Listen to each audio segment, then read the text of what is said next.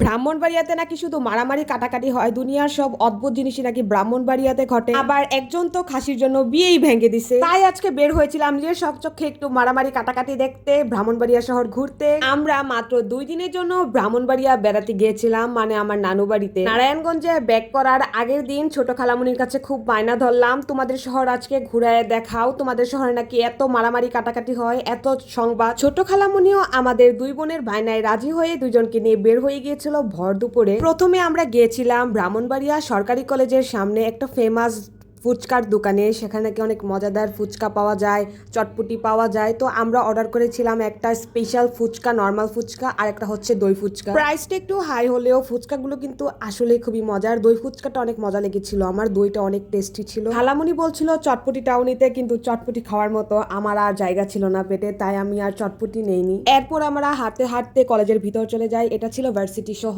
এক সাইডে ছিল ফেয়ারওয়েলের অনুষ্ঠান, আরেক সাইডে ছিল গ্রাজুয়েশন ডে। আমরা কেউই জানতাম না আজকে যে ফাংশন ভার্সিটিতে, কিন্তু একটা ফাংশনের দিনে আমরা ঢুকে যাই। আর পুরোটুক কলেজ অনেক সুন্দর করে সাজানো ছিল, সবাই শাড়ি পরে আসতেছিল, দেখে ভালোই লাগতেছিল। আমরা যে সাইডে ঢুকি সেটা ছিল অর্থনীতি ডিপার্টমেন্ট। এই প্রথম ব্রাহ্মণবাড়িয়ার এত বড় একটা কলেজ ঘুরে আমার বেশ ভালোই লাগছিল। আমি একটা নতুন এক্সপিরিয়েন্স দেখছিলাম। তাদের কলেজের ভিতরটা কিন্তু অনেক সুন্দর। আমরা বেশি ভিতরে ঢুকিনি, কারণ যেহেতু একটা ফাংশন ছিল, সবাই এত সুন্দর করে সেজে গুজে আসছে, আর আমরা এমন ভাদেম্মার মতো গেছি। কলেজটা থেকে বের হতে এত বড় একটা পুকুর পরে, সেখানে ছেলেরা গোসল দিচ্ছিল, দেখে মনে হচ্ছিল আমিও নেমে যাই, কারণ ভর দুপুর ছিল। এই রোড দিয়ে বের হতে আরেকটা মজাদার আচার কিনে নেই, যেটা অনেক ফেমাস এদিকে, একটা বড়ই আচার। এরপর আমরা একটু বিকল্পতে ঢুকে যাই। বিকল্প হচ্ছে কালীবাড়ির মোড় ব্রাহ্মণবাড়িয়াতে। সেখানে অনেক কসমেটিক্স বিক্রি করে। আমার খালামুনি বলছিল সে কিছু হাতের ব্রেসলাইট কিনবে, তো আমরা সেজন্যই চলে গিয়েছিলাম। আঙ্কেলটা অনেকগুলো ব্রেসলাইট দেখাচ্ছিল, বাট খালামুনি অন্য আরেকটা ব্রেসলাইট নিয়েছিল, অনেক সুন্দর ছিল সেটা। আজ দুপুরে এত রোদ উঠছে, মনে হচ্ছিল